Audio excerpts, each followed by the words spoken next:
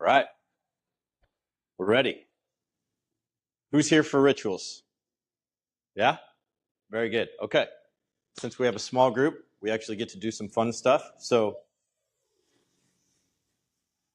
thank you. What we get to do is we get to work together and we get to work closely.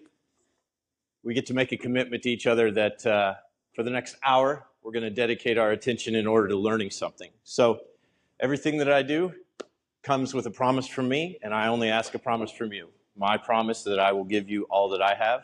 My ask from you is that I get your attention. And so, he's good because he's working. He's got a thing going on.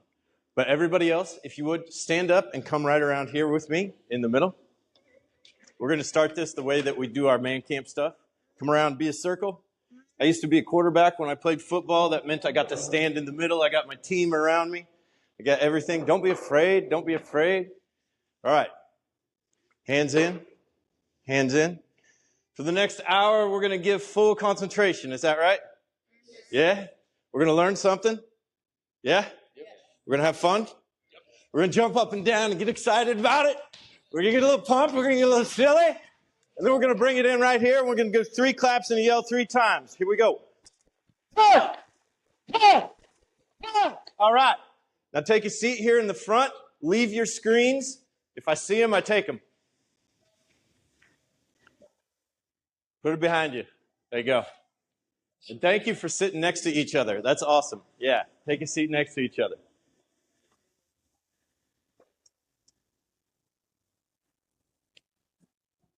All right, so today's subject is rituals. This is going to be hard for me not to talk for 3 hours because this is what I've been working on for the last 3 years. Give you a little background. I used to be a banker. I worked for some startup companies, and then COVID happened. And during COVID, obviously, it shut down everything. I was playing with a band. I was full-time doing that. I was full-time doing my job. I was working in the gym all the time, getting fit, getting pumped, and all that went away. So I spent 3 weeks living on a sailboat in Florida. And then I spent 3 months hiking mountains in Colorado. And during that time, I cut my life down to what I could fit in a backpack and what I could take with me. And what I learned was that my life got so much better the more that I cut out of it and the more that I did the same thing over and over. When I went hiking, I would go the night before. I would spend 3 hours working on a tiny backpack, half the size of this, making sure that I had everything I needed, and then ordering it in the way that I wanted to take it out so that I knew where everything was every time I stopped. I wouldn't have to waste any time. I was kind of silly. I was doing stuff that was way too dangerous for me. I was walking out on frozen ground, no map, just wandering by myself, some lost idiot farm boy from Kansas up in the mountains. But it worked out well because I had a plan. And we're going to talk about a plan for your life today. That's what rituals is to me. Rituals is taking the ultimate goal, that when you die, you're ready to go. And it's working backwards to how do I get there? You want to be a billionaire? You can't be a billionaire until you're a millionaire. You can't be a millionaire until you got 100 grand. You can't do that until you got 10 grand. You can't do that until you start making some money. You want to have a great body? You don't just get to skip forward and look like Ryan Reynolds. You have to start small. So we're going to talk about starting small. We're going to talk about the philosophy behind rituals. And then we're going to hopefully do a little exercise in order to get you primed for setting your own life up. And maybe we'll have a surprise at the end. We'll see. We got Indian tech support crushing it. What can Brown do for you? So that was my promise. My promise is I'm going to give you everything that I have. Like I said, this is something that I've been working on for 3 years. I started it when I came home. I quit my job, figured out Bitcoin, figured out life, got fit, thought everything was going to be great. I was settled, I was peaceful. And I decided I was going to quit my job, I was going to move to the mountains, I was going to chop wood and play music for the rest of my life. And the day that I quit my job, we found out my mom had cancer. And about 2 weeks later, we found out my dad had cancer. So I moved home and I took care of them. And I saw something that I was totally unaware of at the time, because I'd just been going in and out of their lives and I hadn't been paying attention. I realized my dad wasn't as strong as he used to be. I realized he couldn't do the things that he used to be able to do. And on a farm, everything is unique. The way that you feed the cattle is unique. The way that you start the tractor is unique, because every tractor's been broken 50 times and fixed 50 times by 50 idiots. And so sometimes you got to stomp on this and turn this and twist this in order to get it started.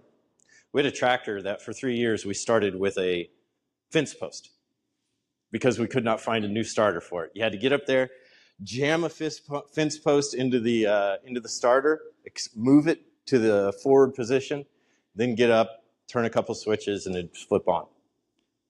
I realized my dad was not going to be able to pass that knowledge down.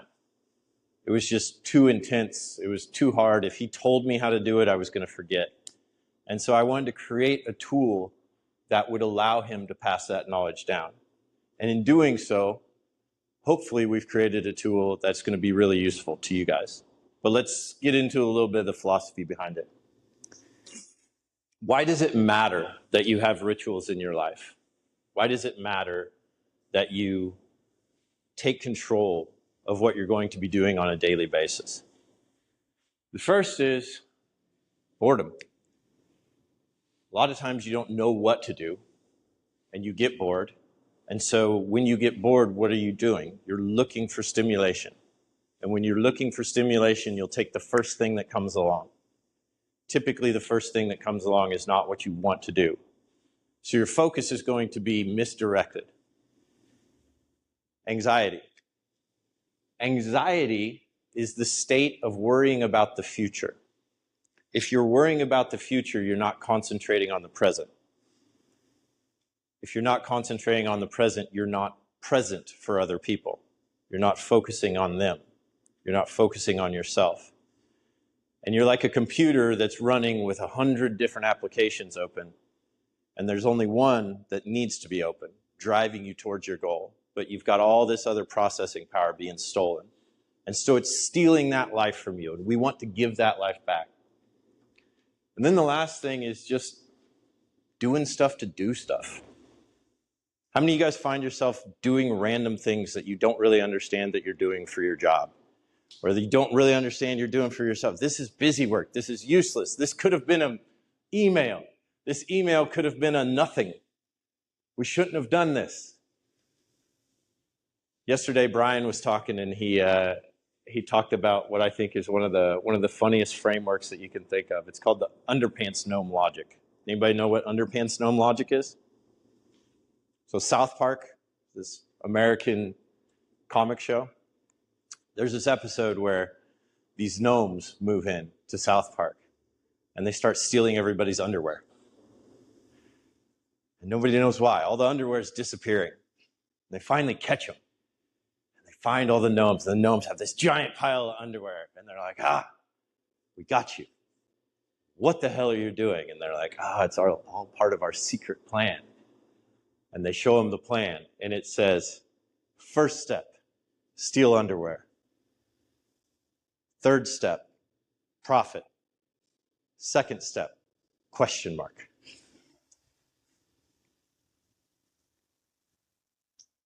There's a guy named Cal Newport. He's one of the leading AI researchers in the world. And he writes books called Deep Work and A Life Without Email and How to Get Away from Screens, stuff like that. And he talks a lot about how when we moved from the Industrial Revolution into the current digital revolution, we didn't know how to measure productivity anymore. If you're on an assembly line, it's really easy. You just count widgets. How many cars did you make? How many cars did you make? How many windows did you install? How many windows did you install? We can measure that. What do we do now? How many emails did I get done? How quick am I respond to a message on Slack? How many slides does my PowerPoint presentation have? Do any of those things directly contribute to success, you think? Not at all, right? What moves you forward? What moves you forward is having a goal and then putting the steps in place to reach that. because the final is no different than the start. When you climb a mountain, the last step that you take, now you're 4,200 meters above sea level. You're standing there, there's a sign that says 4,200 meters above sea level. And you stand there and you take your picture next to it. You drink your beer, you run around, you're excited. That last step is no different than the first step. Every single step along the way is just another step. So when you fail at a goal, it's not because you're trying to make too big of a step. It's because you haven't recognized that the same step that gets you to the end is the step that gets you started. So we'll cover that hopefully a little bit. Why does it matter? Why it matters is that you get peace, you get joy, and hopefully you get contentment. This, I think, is the most important thing in life. The ability to be happy with yourself when you're alone by yourself.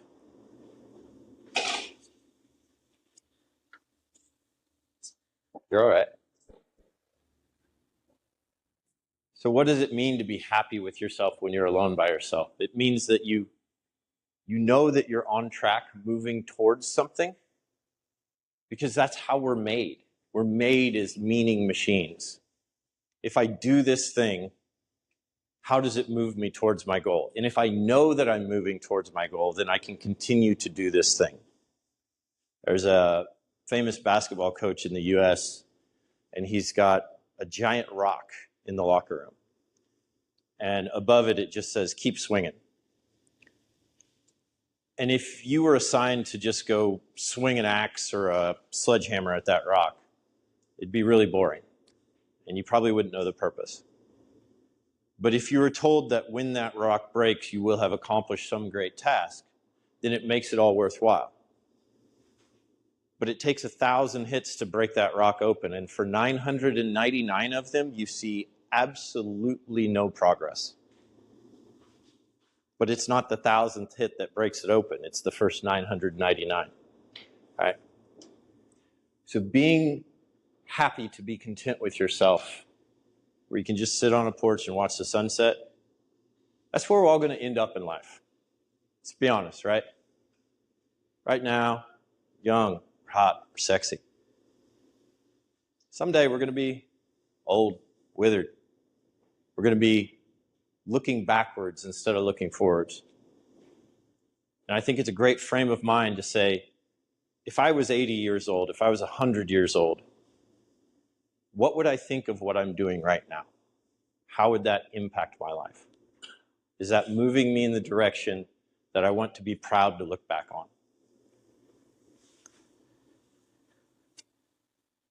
So in order to get better at something, you have to do it a lot. This is proof of work. I find Bitcoin analogies in everything. This is Larry Bird. He's one of the most famous basketball players from the US. And this clip doesn't really do a good job of explaining it, so I'll have to set it up because I could only find this little part of it. But this was in the filming of an instructional video where he's trying to demonstrate how you need to have perfect form every time. Because if you take the ball back too far, then you're going to miss. If you take the ball up too quickly, you're going to miss, right? And so the coach is asking him to demonstrate what happens, the mechanics of a miss. Well, right? I don't have really no direction of going. I don't really know where it's going to go. It's more of a throw. So he's trying to demonstrate how things go wrong, right? I think the story on that was that it took him like 30 tries to miss because he's so practiced, right? He's so good at this. Amateurs practice until they get it right. Professionals practice until they don't get it wrong. You want to be a professional. You want to look at that and you want to say, I understand what that feels like, not I admire what that feels like.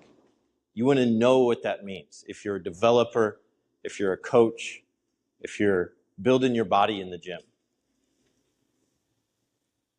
The details matter. So we'll get into this a little bit later on James Clear's habit loop. Cue, craving reward or response and reward. But in order to know that you're set up for success, you have to have everything in the right place. Some people are able to just blow in and do what they do, right? Elon is probably the extreme example of that. But he still has his habits. If you hear about him, he playing my video games on the plane, I'm getting my creative time in, I'm having fun with it, I'm drinking ketamine and having a party, right? Everything has a purpose in life. So this is Nadal, one of the best tennis players in history. And this is how crazy he is. Everyone versus Alaska. Making sure the logo on the water bottle faces the net is one of Nadal's 12 routines. When entering the court, he always steps in with his right foot, holds a racket in his left hand. Here's a bat with 5 rackets in his other hand. Before serving, he adjusts his pants, sweeps his hair back, punches his nose, and then finally serves the ball. Additionally, 45 minutes before the match, he must take a cold shower, ensure his socks are at the same height. If he's moving around, he always has to run. When switching courts or after breaks, he only moves after his opponent stands up. At every point, he wipes his entire body with a towel.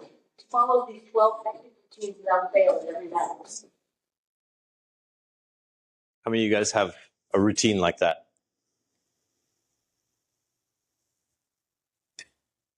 Is there a reason why you're not at his level? These things contribute to it, right? This is what cues a person in order to get them ready for success. Moves you along into the progress. So the goal is that we want to be able to get into flow state. Flow state is when things feel easy. It's when things are optimal. This is John Vervaeke. He's an AI researcher who, if you want to watch something incredible, he has a 53-part series on meaning and how we're going through what's called the bullshit crisis. How we're looking for meaning and not finding it because we're being distracted all the time by screens, by cheap dopamine, by bad food. This is his explanation of what it means to be in the flow state. The flow state. 2 important conditions. Very often people only talk about one, and that's a little bit of a misrepresentation. So the flow state is situations in which the demand of the situation is slightly beyond your skills. So you both have to apply all the skills you can with as much sort of attention and concentration as you possibly can, and you have to actually be stretching your skills. Now, in this circumstance, people report optimal experience. Optimal in 2 ways. Optimal in that this is one of the best experiences I've had in my life.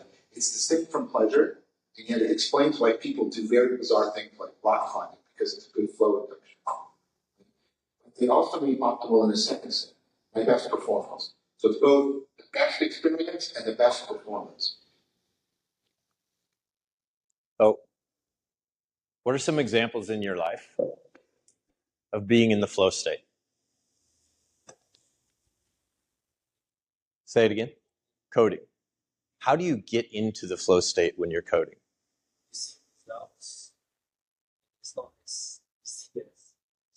Yeah? Fix trouble bugs. So you see results, and those results encourage you to keep moving forward, and that encouragement to move forward opens up doors, right? What's another example? What's another example of being in flow state? Playing sports. Yeah. Yeah, say more. Yeah. Yeah.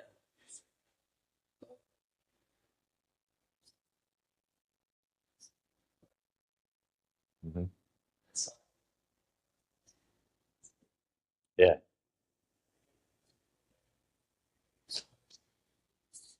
Yeah.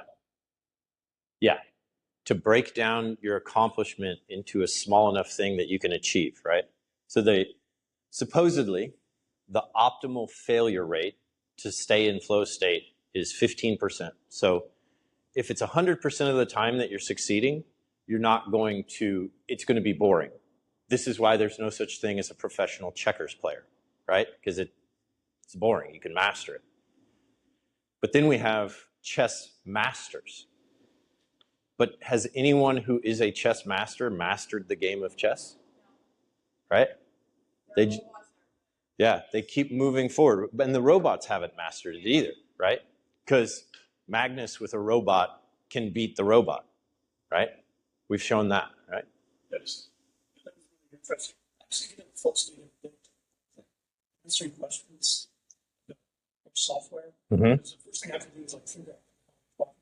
So that sort of like raises, makes things more interesting to me. Yeah. And like basically answer 95% correct. So sometimes I screw up, so that's 100%. Yeah. And this, by the way, this is why I do this. This is why this is so rewarding to me. And we've talked about this before. Like my past, I was a frontman for a band. I was a salesman. So that I was always the guy like in the spotlight, right? But now I'm teaching. And when you're teaching, just like when you're explaining software to someone, you're teaching when you're doing that, right? What are you doing? Is that you are breaking down things that you know so well that they're intuitive, but then you have to put them into words for someone else to understand, right? So the best way that you can become good at something is to teach that thing, right? You don't understand something until you can explain it to a 5-year-old, right? That's what Richard Feynman says about physics, right? If you can't explain it to someone and they can easily understand it, it's not their fault. It's always on you. You need to be able to put into words what you're doing. I like this. What else do we have about flow state? Josie? Yeah. Mm-hmm.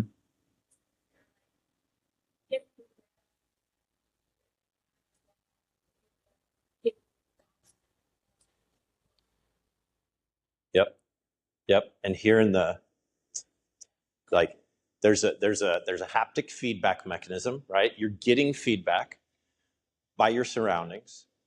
My sisters, two of my sisters were champion cross-country runners.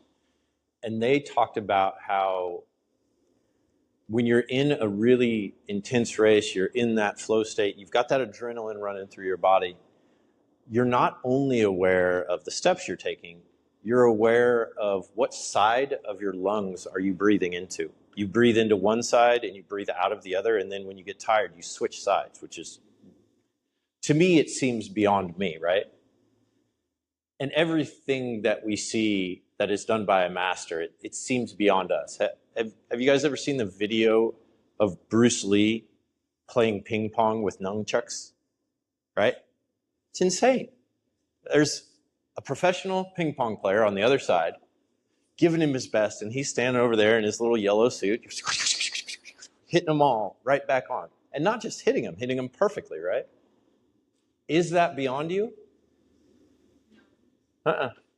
Just a man. Just a man.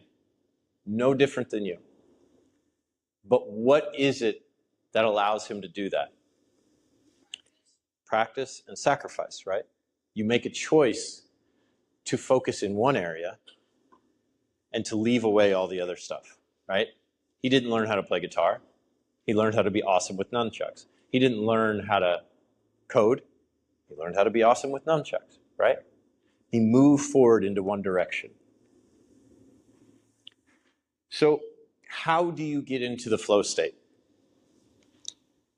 Huberman talks about how you have 3 optimal states. Not optimal. There are literally 3 states that your brain exists in.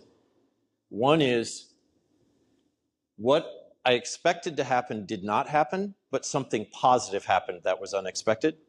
That's awesome. The other one is what I expected to happen did not happen, and something happened that was very negative. That's a catastrophe. And by the way, your brain doesn't process catastrophe different based on the intensity of it. So when you drop your toast and it lands butter down and now it's dirty and you got to go do that again, that's just as bad in your brain as wrecking a car. That's just as bad as setting your house on fire, right? You can't differentiate. You just know good or bad or optimal. The third state that your brain can exist in is what I expected to happen happened. And so now what we're going to try to talk about is how do I plan so that what I expected to happen is good? Because how many of us have gone into something thinking something bad's going to happen, right? We're like, this is not going to work well. And what happens? It's not going to work well. A really famous story about this guy named Bill Buckner. He was a baseball player in the United States. He was a first baseman for the New York Mets, and he was the best at defense. He won like 6 consecutive awards for being the best fielder. And they were playing in the biggest game ever. It was the next to last game of the World Series. All they had to do was win that game. It's the bottom of the 9th, which is the last. There were 2 outs, which means they only needed 1 more. And a guy hits a very simple ball to him. And he bends down, and it goes right through his legs. The other team ends up coming from behind. They win the next game. Bill Buckner gets death threats. He gets threatened. He was probably going to be a Hall of Fame player, and then that play defined his career forever. No one knows Bill Buckner for anything else. He was an all-star. He was a Gold Glove. He was incredible. And a couple years later, somebody found a video, and it was a video of him being interviewed by a news reporter the night before the game.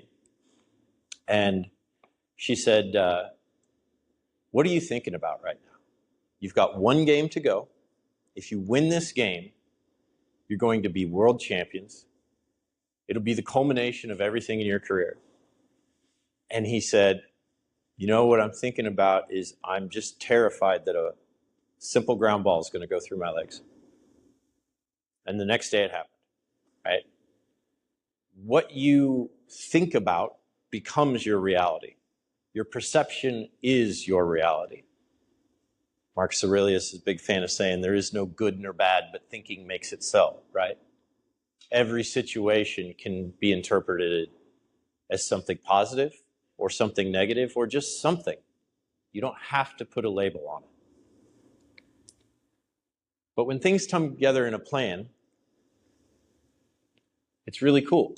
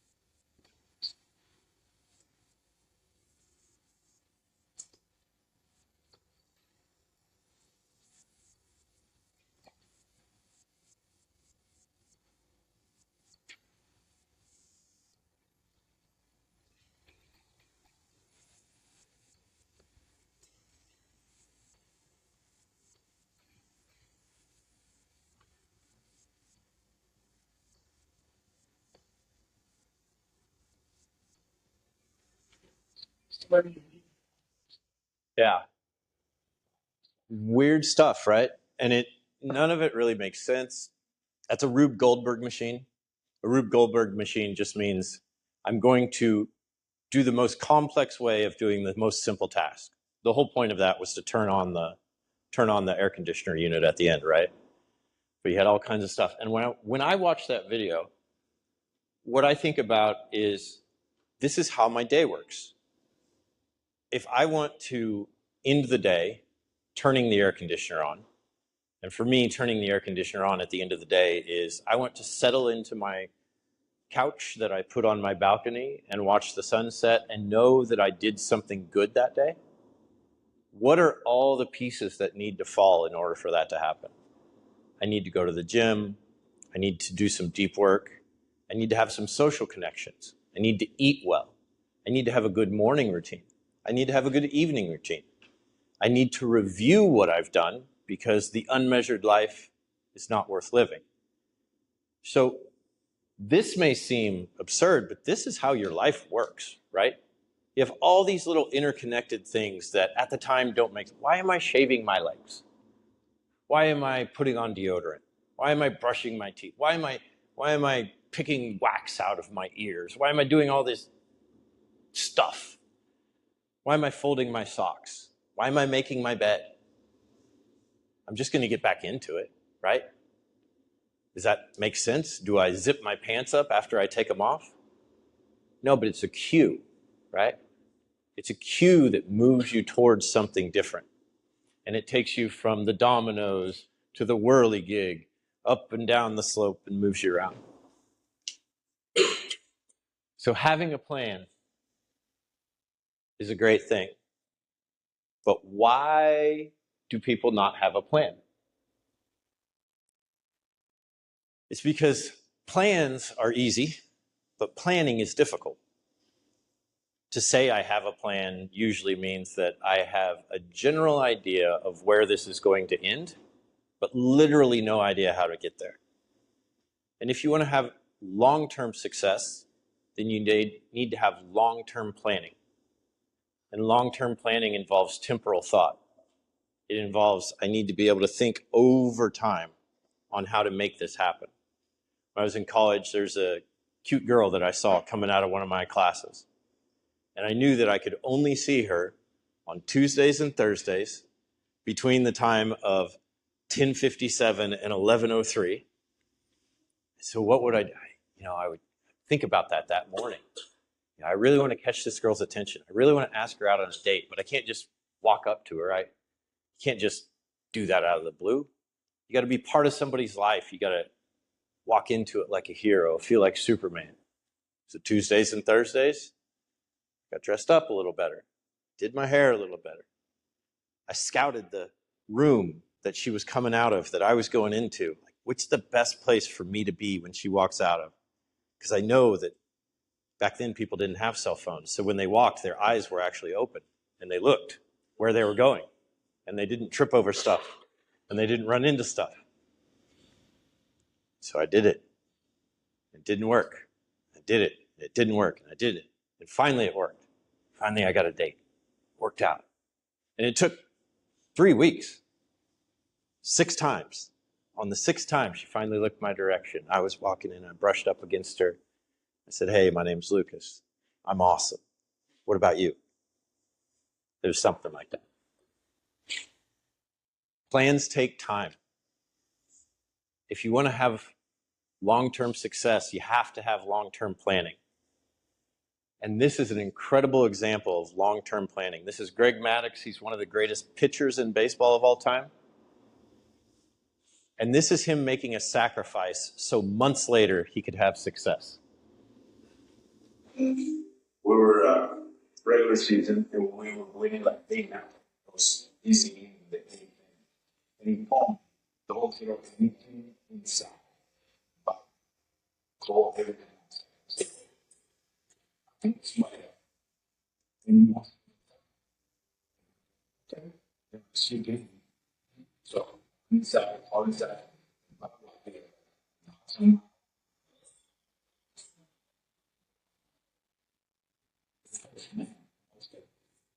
are you doing?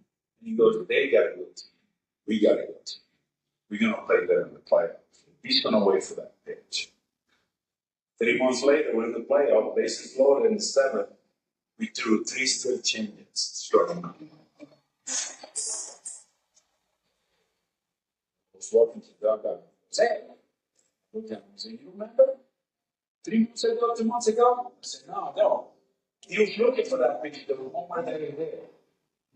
I said, this guy is how smart it is.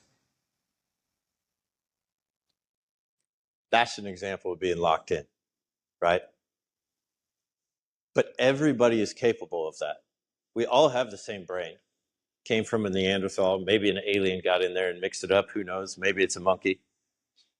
But we all have the same brain. What do our brains do? They look for pattern. And they do it subconsciously, right? You see something and you know that it's beautiful, but you can't explain why. But then somebody explains the golden ratio to you. And you understand that symmetry is what we think is beautiful. Symmetry is a pattern, right? Symmetry is something that we are drawn to. Other patterns in life we see them, and it's kind of like hitting that rock. We don't take notice of them until all of a sudden we take notice. You see the same two people walking together, and then you see it again and again and again, and you don't think about it. You never. And then one day you go, huh, I think those two are dating. They're always coming from the same room. They're always together in the elevator. One of them doesn't live in the same tower as the other one. And I saw it 30 times, right? But it was only on the 30th time that I realized what that pattern was. You got to get out of your own way and let your subconscious take over. And you cannot outsource your own thinking. You got to put together a plan, but you can't just put it into ChatGPT. You guys probably seen this. This is a recent study on how ChatGPT is making people dumber.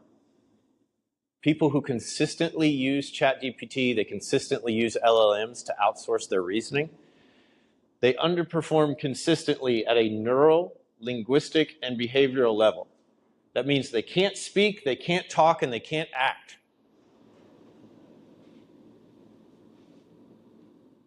And I see this, right? I see this when I'm having a conversation with someone and they just trail off. They don't even finish their thought. And they go back to whatever they were swiping on. I see this yesterday. I got a call at about 10 o'clock at night, and it was, hey, somebody's complaining about the sauna. The sauna is getting too hot. And I was like, saunas are supposed to get hot. This seems like the right thing. Like, oh no, they think it's getting too hot. Okay. Thought about it. And I was like, well, there's shingles on the sauna now. So that means less air escapes, right? Okay. And so I asked the person that complained about it. I was like, what do you mean it's getting too hot? Like, well, I have it on max. And I can't stand to be in there. And I was like, you can turn it down. Like, oh, I never really considered that, right? Never really thought about, oh, this is a system. The system has control. If I act with agency, I can impart control upon the system, and I can make it so that I can stand to be in there. And last week there weren't shingles. This week there are shingles. Now there's more heat. It just means that you need less of the temperature, right? This is something that if I was 8 years old and I approached my dad with that question, he would have laughed at me. But now we think this is common. Like, this is normal. Everybody always asks, how do I do this? How do I do that? Figure this shit out. Fail until you can get it right, and then you'll know. Right? So in order to have a plan, you have to have a goal. You have to have a target. But that target has to mean something to you. You have to have a why. You got to think about, what is your why? Is your why that you want to be able to sit on the porch when you're 85 and you want to be able to rock in your chair and know that you've lived a good life? Is your why that you want to be a billionaire? Is your why that you want to provide clean water to people that don't have clean water? What is your why? How many of you have identified what your why is? What's your why? Okay.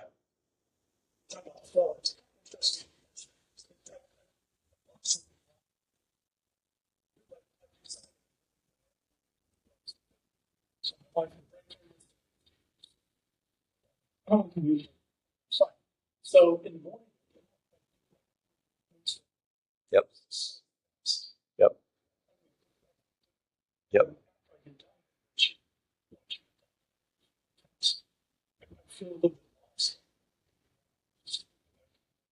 Yep. Yeah.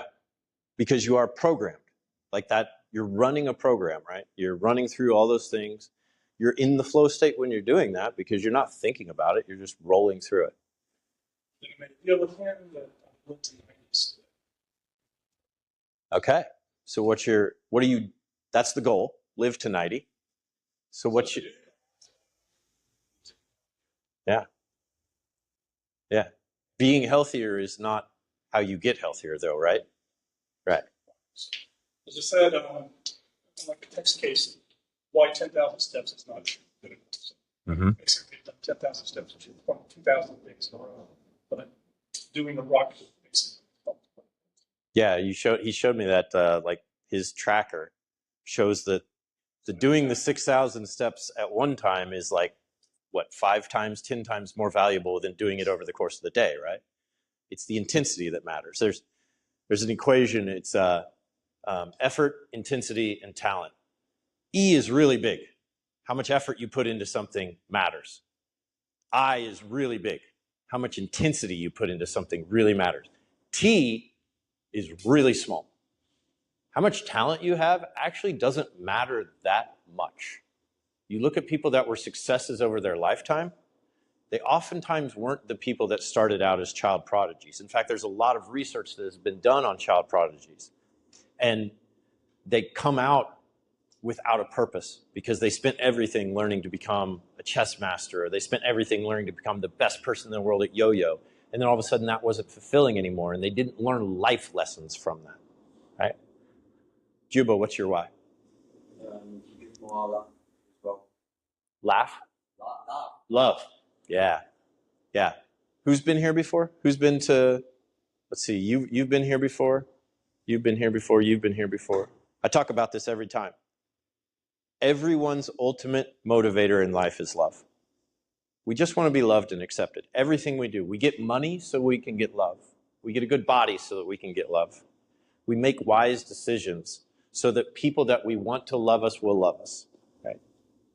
What are you doing in order to reach that why? Just being Yeah. myself. Yeah. Being a human being, not a human doing. Right? Exactly. Interacting with other people genuinely. Josie, what's your why? I want to have a family, and I want to provide my kids with good principles, a good sort of just family structure, Mhm. and have them be independent, open-minded, to go out and do their own thing, help the world in their unique ways.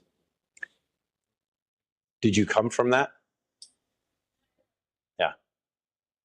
And you took that and you said, look, I want something different, right? Yeah. I want to change. Tony Robbins talks about this all the time. We don't change until the pain of staying the same is greater than the pain of changing. So if you want to change something in your life, make it painful. Make it ugly. Make it unattractive. Make it inconvenient. I struggled with screens. Like, I grew up, we didn't have TV when I grew up. And when I got a smartphone, I was terrible. I was on it all the time. I was on it when I was talking to you, and I wasn't looking you in the eye, and I wasn't giving you attention. And I wasn't fulfilled. In fact, I was really, really sad. And I tried putting it away. That didn't work. Tried putting it in the other room. That didn't work. I finally started locking it in my truck. I'd take my phone, 6 o'clock, I'd shut it off, I'd put it in my truck, I'd go in, and all of a sudden, I had a clean house, all my laundry was put away, I had great relationships with people that would come over and hang out, and we would play games, I would play guitar, I was becoming a better musician, a better songwriter, I read books, because I got that distraction out of my life. I made it inconvenient, I made it difficult, right? I grew up the same way. I tell this story. When I was like 8. So I grew up in this 2-bedroom farmhouse. And there's 6 kids in my family. And when my parents had the 5th kid, they got a trailer house. And they put it right next to the farmhouse. And they lined up the doors. And they put it so close that if you opened both doors, you could jump from one house to the other. And we used to do that too, because it was like a downpour. You had phones in each house, and you'd call the other house from like 12 feet away, and you'd be like, hey, open the door, I'm coming through. And they open the door. You jump through, get gushed on. But during that time, things were very hectic in my household. Like 6 kids, poor family, parents that grew up of a different mindset where they saved everything. Like everybody my age, their parents are hoarders, almost all of them. And they're hoarders because their parents grew up during the Great Depression, and they had to have everything. Like every tin can mattered back then. And my parents adopted that philosophy, but problem is we invented plastic stuff. And plastic stuff's everywhere, right? You just get more of it, and it just piles up. So when I was like 8, my grandma came over, and she ended up calling Child Protective Services to see if they would take us away from the home, because it was just stuff everywhere, right? One of my sisters was sleeping in a drawer. We'd pull her out, push her back in. And I've made that same commitment, right? I want to have a big family. Maybe not as big as my parents had. That's kind of crazy. But I can't imagine life without any of them, right? And I want to instill those principles. So that's my why. And until I have that family, you guys are my why. Because I can make a difference by hopefully making a difference in your life. Juba, I put this in here for you. This is Juba's favorite quote. He who has a why for which to live can bear with almost anyhow. Actually, your favorite quote is the unobserved life is not worth living, right? Yeah. But you dig Nishi. If you have a why, then you could do just about anything. You can suffer through the worst.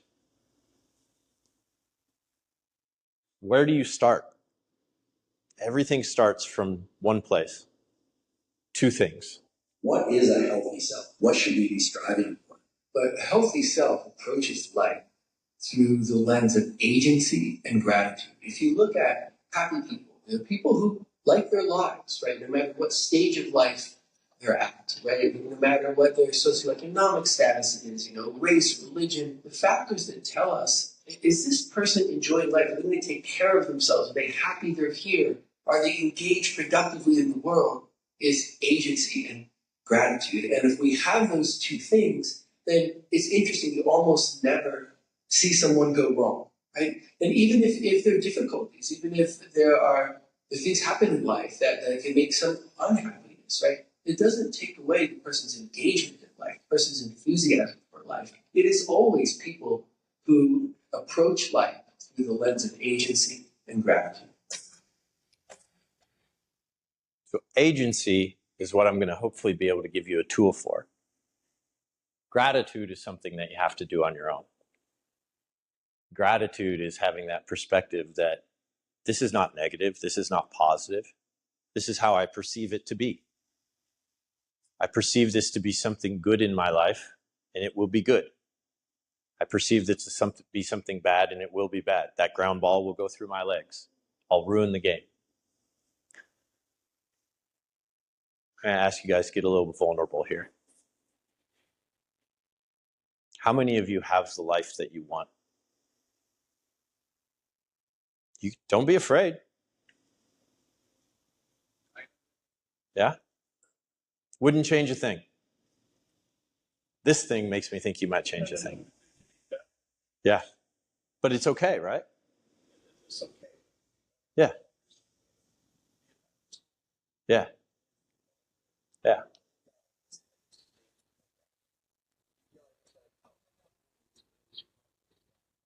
Exactly. Right?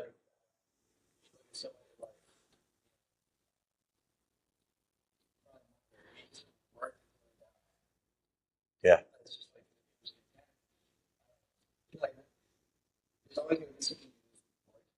Yeah.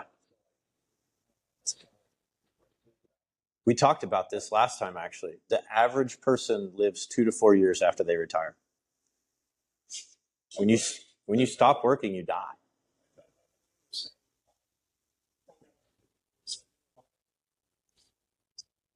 Mm-hmm.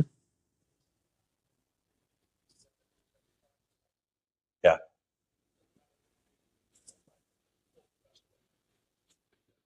Yep. I saw this. So when I told you guys about my dad got cancer, my mom got cancer. My dad got cancer right when he retired, like literally a month later, right? And all of a sudden, this guy that everyone who meets my dad likes my dad. He's just a genuine guy. He just looks at you, he laughs with you, he tells you old man jokes. He's got a great sense of humor. He never wants to take anything more than what he can give to somebody else. And then all of a sudden, he wasn't getting out of bed until noon. He wasn't eating. I stole his phone and I checked, and he had 13 hours a day of screen time. Just scrolling. And I didn't know how to get him out of it. I didn't know how to say, look, your life can be better, right? Finally snuck some mushrooms into him. That helped. But oftentimes, we have this dichotomy of how we view life, and we take offense when someone says our life could be better because we wrongly understand that to sound like your life is bad, right? But those are two entirely different things. Where you're at in life is fine. Wherever you're at in life is absolutely fine. Could it be better? Right? I'm very fond of saying that no one ends up in an empty hotel on a fake island with a real billionaire trying to start their own country because they're on a consecutive streak of perfect decisions. We all got here our own way. We're all going to take what we get here and take it to the next stage in life, whether that's being here and continuing to build or going somewhere else and building there. Just building in our own mind, doing something incredible for ourselves. You start with agency. Agency is the ability to impact change upon your own life. And you work gratitude into it. And gratitude is a practice. It's not something you do, it's something you practice, right? How can I practice being grateful? I can practice being grateful for anything. I feel really comfortable right now. I've been fasting for 2 days and my body doesn't hurt. And usually my body hurts all the time. I'm really, really grateful for that. I'm really grateful for the eye contact that I'm getting from Josie, that I'm getting from Franco, that I'm getting from all of you. Because it shows me that you're engaged in what I'm talking about, and it makes me excited to want to continue to give to you. I can be grateful for that, and that can inspire me to do more.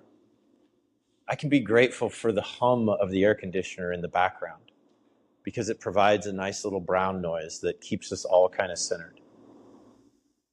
Practice being grateful for little things because the big things, they impact you just the same.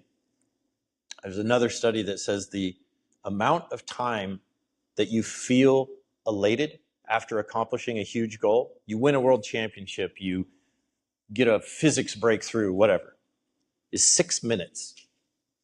You'll spend your entire life working towards a goal that you get 6 minutes of enjoyment out of.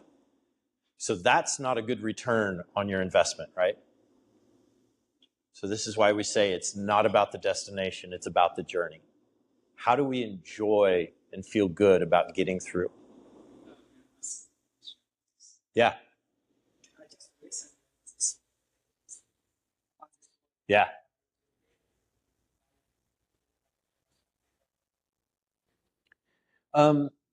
That's your question? Is it a philosophical word? Yeah, agency. I think the most widely accepted definition of agency would be the ability to impart change on your own life. So, how do I move from someone that things happen to being someone that makes things happen? Life doesn't happen to me. I happen to life, right? This is me pushing forward center of mass. So yeah, agency would be, I think that's the best definition. It is agency is the ability to impart change upon your situation. And by the way, it's a great question. I did not learn what the word agency meant. I just thought it was, the CIA. I didn't know what agency was until 2 or 3 years ago. I moved up to Wenatchee, Washington. I lived with a buddy of mine. And I'd been in Colombia and I was blogging, and my buddy from college read my blog, and we talked a little bit, and he was like, "You should really come up here. Like, I think you'll love it. There's mountains, there's vineyards, there's live music, there's all kinds of cool stuff that you'll enjoy." And he said, "Come on up, bring anything you need. We can share my apartment. It'll be fine." And my buddy's a lawyer. I figured he had his stuff together. I figured, I'm like, I'm a lawyer. Yeah, okay. He's probably got like this big house or whatever. And so I brought all kinds of stuff. I brought a bull hide rug. I brought my chainsaw. I brought my bicycle. I brought all my tools. I packed my truck all the way up. And I show up at my buddy's house. And he lived in a 600, well, I don't know how to put this in terms of meters for you guys. He lived in a apartment the size of your room here. It was a studio apartment. And not only was it a studio apartment, it was this deep with stuff everywhere. And to prepare for my arrival, he had bought a used child-sized mattress off of Craigslist, cleared a space on the floor, and put it there with a pillow and a blanket. And I was like, oh, God, I can't do this. Like, I grew up like this, right? I grew up in a place like this. And so I spent the next, week. I went through everything in his entire apartment. I cleaned it all. I arranged it all. I organized it all. I threw away all the trash. I took his coffee pot that was stained black with beef fat from when he fried steaks. I cleaned it so you could see a reflection in it. And he's a philosopher by nature. It's what his degree's in before law. And it was after that he started introducing me to people as the most agentic person that he knew. Where it's just like, look, I can't live like that. I went and got wood and I built myself a bed. I made it a loft so that I could have a desk underneath it. And now we had room for all this stuff, right? But yeah, it's a great question. Like, what is agency? If these are the two most important things that are going to impact your life, you need to have a personal definition of what is agency and what is gratitude. Agency is I can make a positive change in my life. Gratitude is that I can feel good about small things. That's what it means to me. Maybe your definition is different, and I think it should be. I think you should all have your own personal definition. Oh, yeah. Understand the sacrifice. This is Thomas Sowell. He's one of my favorite economists, but he's also a great philosopher. And he's very famous for this quote here. Well, the people with the vision of the anointed, as I call it, believe there are solutions, and the intellectuals have the inside track in providing those solutions. Those with the opposite vision of understanding, there are no solutions. There are trade-offs. Maybe you can make this a little bit better by making something a little bit worse, or you can make it a little bit better by making something a lot worse. That's what it is. There's no solution to your life. There's trade-offs, right? If I want to get a fit body, what am I going to sacrifice? Donuts. For me, it's donuts. And by the way, they just started making donuts downstairs at breakfast, and they are incredible. I am a donut connoisseur. When I used to travel for work, I would go to different donut shops, just try them out. And by the way, I don't just nibble. I get a half a dozen or a dozen. One time when I used to follow this diet where 6 days out of the week, everything was planned, everything was scheduled, it was pre-made. One day a week, I could eat anything I want. So one time I decided, I'm going to go to every single donut shop in town. I'm going to get half a dozen donuts from every one of them. I'm just going to gorge myself. But I had to sacrifice that in order to, not feel like I was going to die in the morning, right? If you want to be great at software development, you're probably going to give up playing baseball. If you want to be great at interacting with people, you're probably going to sacrifice software development, right? There's a lot of things that you can do. You can do anything, but you can't do everything, right? So be very cognizant of these ideas and these changes that you're trying to make, because they will involve sacrifice elsewhere in your life. And I think this is the one that's going to shock you, but I'm not sure. Oh no, this is Michael Saylor. So a along the idea of putting your attention into a certain direction. If I put my attention into one thing, I'm sacrificing everything else, right? Concentration versus diversification. You've heard the quote, jack of all trades, master of none. That guy is not a billionaire, right? Anybody who's a billionaire, anybody who's really successful, they focused on one area. They became good at one thing, and they sacrificed everything else.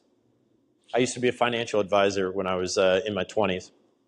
And back then, the strategy was diversification. So you need to have some stocks. You need to have some bonds. You need growth stocks. You need dividend-paying stocks. You need real estate. You need gold. And what I've realized now is that none of that works. And the reason none of that works is because none of those things individually are good. They just work some of the time. When inflation's high, real estate's a great idea. So's gold. So's stocks. When inflation's low, you need bonds, right? You have to protect yourself against that. This is a guy explaining why you should only own Bitcoin, and he's right. Just got to throw that in there for you. But when you go all in on something, I would say that does take conviction. That you do How many, conviction, how many chairs are you sitting on right now? one. Are you all in on the chair? Like the point really is you put on one pair of glasses, you've got one pair of AirPods right now, you're looking at me through one screen, you're using one microphone. That's the one microphone. Like, you trust it? Is that conviction? Seems kind of scary. Why don't you diversify? Why don't you use 10 microphones? The point really is things in your life, do you drive in 10 cars at the same time or one car at one time? Do you drive down one street? Aren't you afraid that you're driving down one street? Do you take a different way? You know? So my point really is, if you're an engineer, you get on one airplane, are you convicted? You put your entire family in the one airplane, aren't you afraid? Ultimately, if you're a rational individual, when you use knives, do you have copper knives, wooden knives, steel knives, aluminum knives, rubber band knives, diamond knives, because you're afraid to commit to the right knife? It's a tool.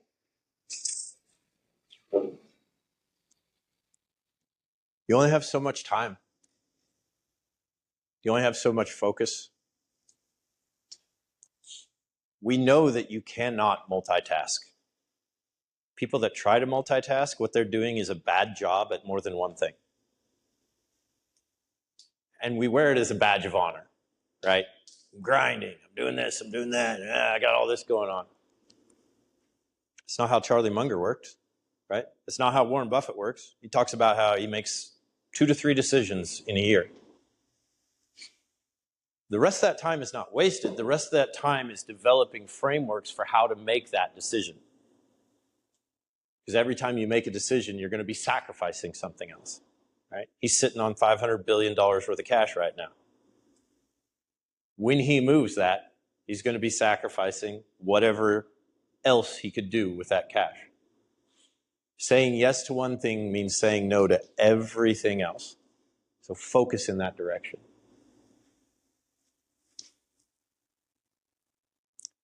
This is what happened when I went home. When I went home, I decided I needed to take care of my folks a little bit. Things had started to get pretty rough. This is a toilet in my dad's bathroom. It took me 2 days to clean the bathroom before I could even get to the toilet. By the way, the bathroom's about this big. And I remember looking at that and going, I'm never, ever going to get this clean. But because I had a why, I wanted to do something nice for my dad. I wanted him to feel like someone cared for him because I wanted him to feel like he had a reason to fight cancer. I settled down and I got to work. And 7.5 hours later, I had a clean toilet. And it took a while. I used every different solvent I could think of. I used diesel, I used gas, I used all kinds of stuff out of the shop. I used wire wool, I used steel wool, I used abrasion pads. Finally figured it out, finally got it there. This is an example. I was trying to make it gross so it would sit with you. This is an example of something called unconscious thought theory. I had a task to do, and I knew that time didn't matter. I just needed to get that done. And when the task was done, it was done. And that's my marker, by the way, for when the task was done. It looked good. Charles Darwin, the guy who came up with the theory of evolution, he used unconscious thought theory in order to gain insight. So the way that he would work is he would get up in the morning and he would write when his mind was fresh. And then he would think about the problem that he was trying to tackle. And the way that he would do that was he had a garden that had a path around it. And he would line up a bunch of rocks. Wouldn't even count them. Just put a line of rocks on the path. And every time he walked by, he would kick a rock off. And when there were no more rocks, the walk was over. And that's where he gained his insight on how the theory of evolution came to be. Albert Einstein was known for doing this as well. Long, long walks with no purpose, but a marker, a knowing of when you're done. When I did this, I had an insight that helped me come up with an idea for the app that these boys are helping me make. I had the insight that the reason why none of these habit trackers work is that none of them have a network connection. None of them have a social function for people to interact with. It's all singular. You can't bet on each other. You can't bet on yourself. And scrubbing for 7.5 hours, that's where I got that insight. Most of your mind is subconscious, right? Very little of your mind is active. Most of it is under the surface. And so when you do things that are just continual droning, running, walking, lifting weights, this is why people get insights when they're in the shower, when they're doing nothing in the shower. This is why people get insights when they're sitting on the toilet, as long as they're not looking at the phone, which you should stop doing that because that's gross, because that gets on your phone. And then you touch that. Nasty. Leave that alone. This is how you reach a reward. You do something that is just a task, and you set out and you do that with the exact same emotion and passion that we go to the club and dance with, right? And in the end, you get a great reward.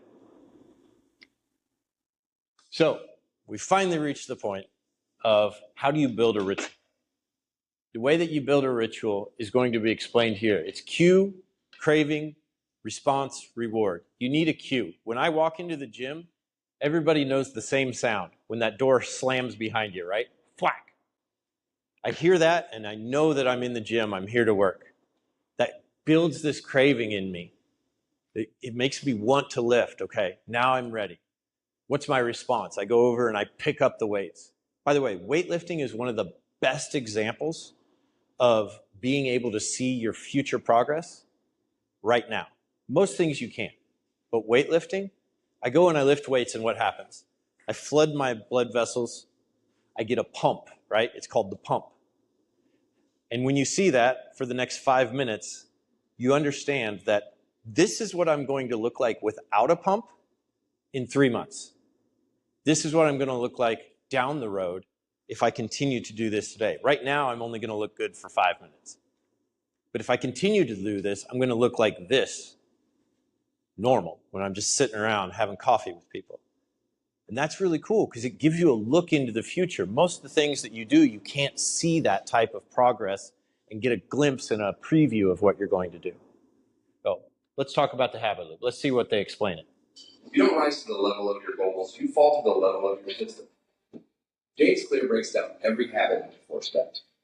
Cue, craving, response, reward.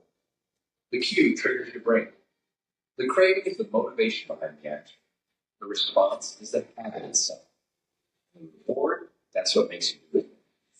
Want to change a bad habit? Most people focus on goals, but habits shape your identity. Small changes, they build empire. Want to rewire your habit step by step? I'm breaking it down in part 2. Don't miss it. Cues are really easy to pick out, especially with negative behaviors, right? An alcoholic, They hear that, right? That's the cue. That triggers the craving to drink. The response is to drink. And the reward is that momentary feeling, very fleeting. But then what happens in the future is that, obviously, you wake up hungover and sad. You keep doing it again. What's an example of a cue in your life that triggers a negative response?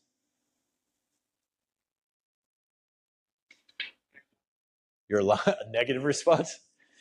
Say more. Okay.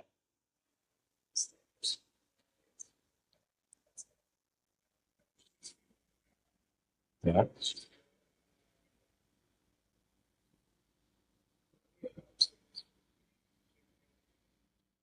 Is that, so the alarm is the cue. The craving, I assume, would be craving to ignore the alarm or to continue sleeping. And so your response is silence the alarm, right? And your reward is, oh, I get to sleep a little more, right? Yeah. What else? Yeah. Solving something, solve a problem, and it gets hard. But anymore, Mm-hmm. it's there. That's my cue.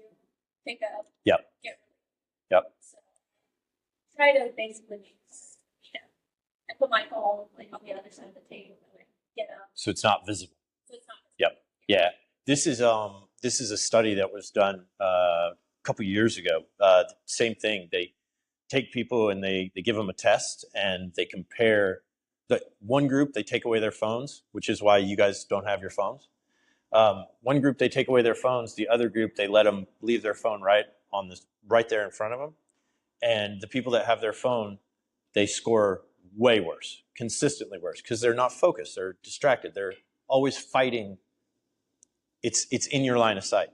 This was one of the things that I got really involved in when I told you I quit my job. I started traveling, went home to take care of my parents, all that stuff. But during that time, I became incredibly depressed. I went and saw a doctor. I was worried about it. And he said, I don't think you're depressed. I think you have ADHD. And so he gave me Ritalin or something like that. It's the other one. Adderall. Gave me Adderall, right?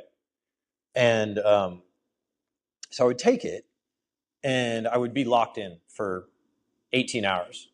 But every time I would take it, I wouldn't sleep for 2 days. So I'd take it on Monday, and I'd fall asleep Tuesday night. And then I'd take another one Wednesday, and I'd fall asleep Thursday night. And it was just wrecking my life. And so I was like, this can't be right. This can't be the solution. I don't think I'm actually ADHD because I've learned how to do things that took deep focus. I've learned how to play guitar. I've learned how to work with tools. I've done stuff like that. So I started looking into it, and environment design is huge for your ability to focus, right? Getting things out of sight and out of mind. If it's within your line of sight, it will distract you. And so the next thing I went to my office at work and they thought I was quitting because I took everything out, took it off the walls, took stuff off the desk. I said, no, I'm just here to focus. And then all of a sudden, life changed. I quit using Adderall. I became the top salesman in the company in like 2 months. I went from $3 million to $24 million and just crushing it. And why? Because I didn't have those distractions. And then I had all the extra time too, right? Where I still had time to text people. I still had time to have a social life. And it was so much better because I was doing it when I was planning to do it. Phones stay in there until 4 o'clock. And at 4 o'clock, I got 30 minutes that I can play on my phone. After that, it goes back, right? It's a tool. And you think about I think the way that you could think of it, especially phones, and next week or the week after, we'll talk more about this, but that thing is a weapon. If you don't know how to properly use it, it's a weapon. If you know how to use it, it's a tool. But if you don't know how to properly use it, it's a weapon. My brother-in-law is a special forces soldier. He's a weapons master. A gun in his hands is a tool. It's literally the tool of his job. In my hands, it's a weapon, right? Because I don't really know how to use it as well. The phone is the same way. It's the most powerful. It's more powerful than all the computers that they use to put a space shuttle into Earth or into space, right? But when you don't know how to use it, it's weaponized against you. So you have to learn how to treat it as a tool and not a weapon. Continue on. All right, so we've reached, finally, the end. And what we're going to do now is I would really love it. I would really love it if you would take some time to close your eyes and to think about the ritual that you want to build. So I want to give you an example. For me, the most important part of my day is the last 2 hours before I go to bed, because that sets up how tomorrow is going to go. I set out my clothes, I review my schedule, I take a look at the weather, I stretch, I read, I take my L-theanine to help me sleep, I sit outside and I listen to the water come in. And I have like this ritual that I do this stuff in like this order, right? So these are basically the biggest buckets that you can think about in terms of having a ritual. I want to have a morning ritual. I want to be able to walk through my morning mindlessly, but knowing that everything that I do is for a purpose, so that I don't somehow find myself eating 8 donuts and drinking 5 cups of coffee. I want to have a great evening ritual, so that I know that my phone, when I walk into the room, it goes into the safe and it doesn't come out until the next day. So I don't find myself at 1 o'clock in the morning scrolling on YouTube Shorts. Fitness, finance, relationships. Pick one of these buckets and think about what is the ritual that you have right now, and then think about what is the one that you want, and how can you cue that, how can you change that, how can you start to build. And this might be a little difficult because I haven't given you a tool yet, but just think about the steps that you want to do this. So for me, I get up, 9 steps to the bathroom, shower, piss, shave, brush, walk out, maybe still naked, stand on the balcony, get some sun, read my journal, meditate, put my clothes on.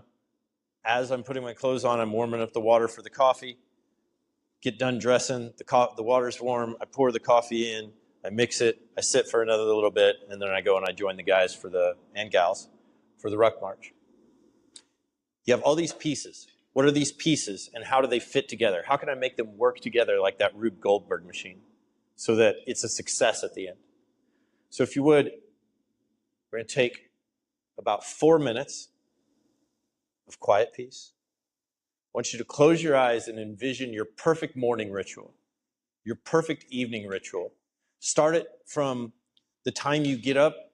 What's the first thing you do? Do I get out of bed on the left side? Does my left foot go down? Where do I go? How do I walk through this? So we're going to start now. Close your eyes. I'm going to give you a little bit of, hopefully, medley behind it.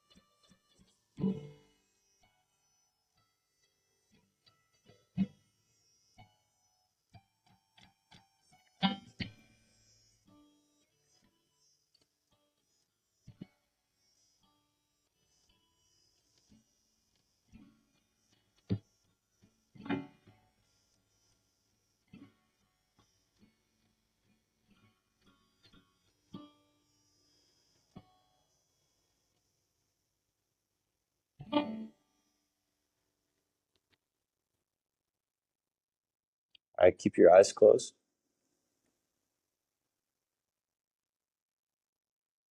Wait, wrong.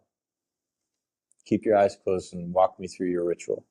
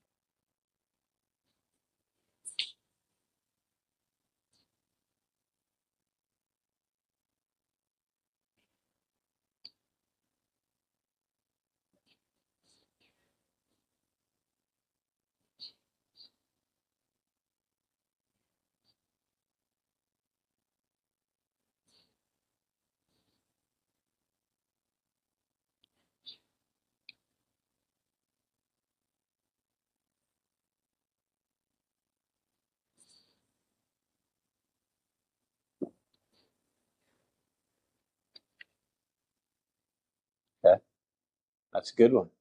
That takes you across about, what, an hour, hour and a half? Hour? Okay. All right. Sid, walk me through.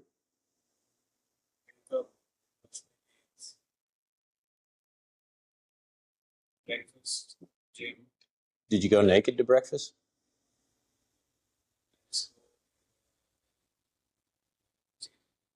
Do you sleep in your clothes? Okay. Like a superhero.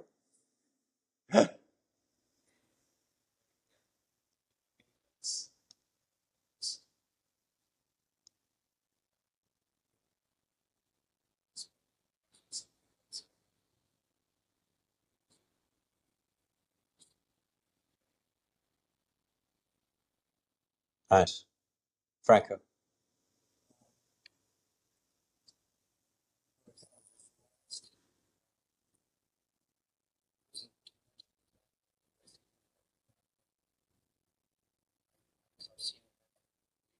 Mm-hmm.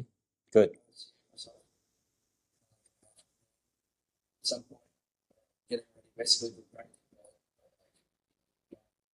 Blood blocker Yep. classes, be more because I haven't really been like I had any cues or triggers to like. So if there was like some sort of, I was trying to visualize what the cue might be. Where do you keep them? Well, usually I have them on. Like when I take them off, it's like around the bed. Yeah. A lot of times, I end up not like my backpack or somewhere to carry. Yep. So that was like basically like figuring out like that. That's part of like I guess like the mechanism that needs to happen for that action to happen. Mm-hmm. But like the action I saw is like me putting those on and then basically getting to my room earlier than I have been, and then part of the process there being like, because have them already on, go to shower, brush my teeth, basically get ready for bed. And I saw like an image of me putting my phone in the hotel safe, Mm-hmm. but only Josie knows the combination to it, so I can't. I like that. Putting them in there, going to sleep, and then we going to sleep early enough where I just wake up and I don't need an alarm. Waking up, preferably like around a little bit before sunset. Just getting up, having my clothes already next to my bed, putting them on, and then just going out for a walk on the beach as the sun is rising. I'm sure it's to get like that. Yeah. Then kind of like using that time, but like with my phone still locked and safe, so that I can walk around the beach and just kind of like basically have that moment of just nothing, and just kind of like have my initial thoughts not be polluted by other information. Like sometimes if the phone is next to you, you see basically grab it and somebody else's information is being loaded into your head, and that kind of maybe clouds any intuition you might have. So nice. like using that kind of like walking space in the morning to kind of think about what the vibe for the day is going to be, and then let's kind of revision stuff. Nice. There's a group of people that go for a morning walk every day. You can come join us. Yeah. Josie, what do you got?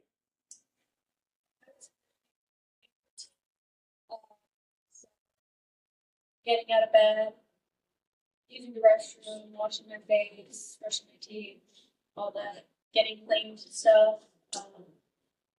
Afterwards, grabbing some cold brew, grabbing my journal and a pencil, going out to the balcony, and I have a little timer. It's a little kid's timer that goes up to an hour, and just like turn that on, and just maybe not an hour, maybe like 30 minutes of just journaling my like raw thoughts, just whatever I am thinking of that morning. Finishing that, coming back in, getting like my makeup done, and getting ready for the day, basically.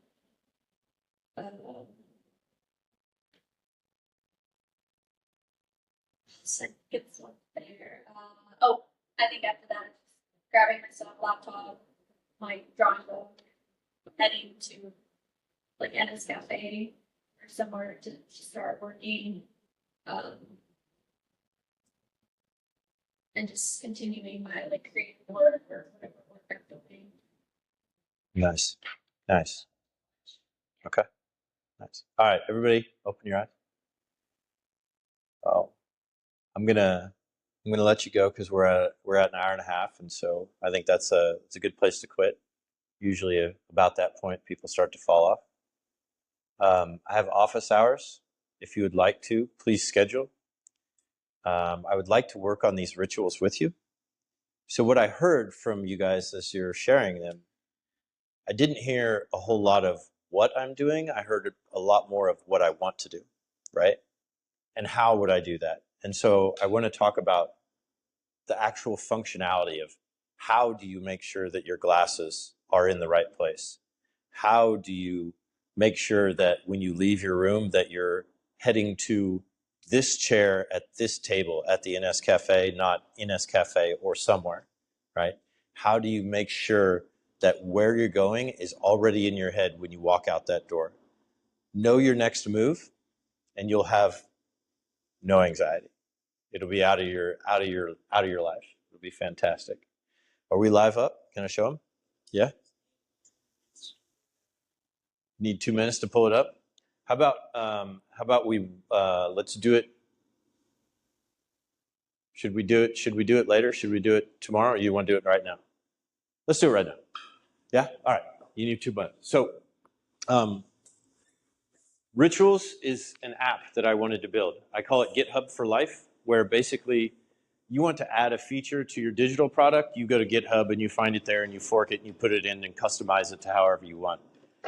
And I thought we should have something like that for life. We should have, if I want to have a great morning ritual and I see that Josie has a great morning ritual, it's not really useful for me to have her explain it to me, but if I could just fork it and put it into my schedule and have metrics on it and be able to track it and be able to repeat it, then I could adjust it for myself and make it all work perfectly. These boys have been helping me out making this thing. He was up till 5 o'clock in the morning. He's been crushing it the last 2 days, making sure that we got something that hopefully we can beta test with you guys.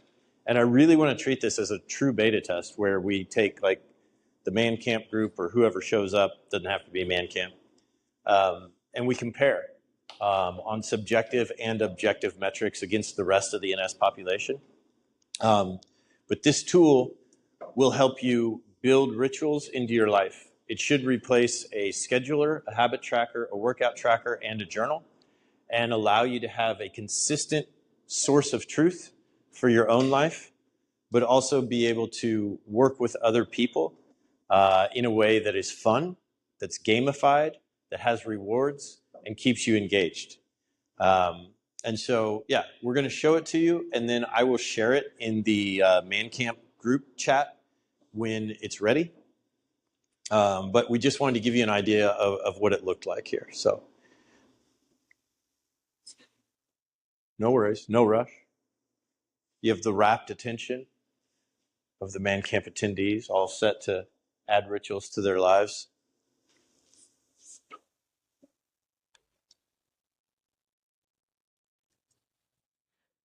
Okay, fair warning, it may not work.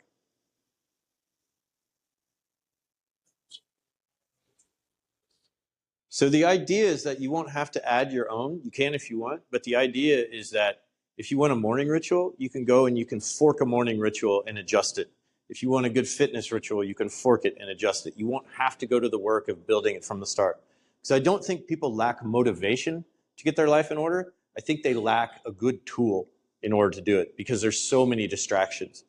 So what I'm going to end up doing once he gets this going, okay, we'll show it to you later. But once I get this built, or once we get it built out, we'll load it up. It'll have Andrew Huberman's morning ritual, and you can just fork it and put it in your own.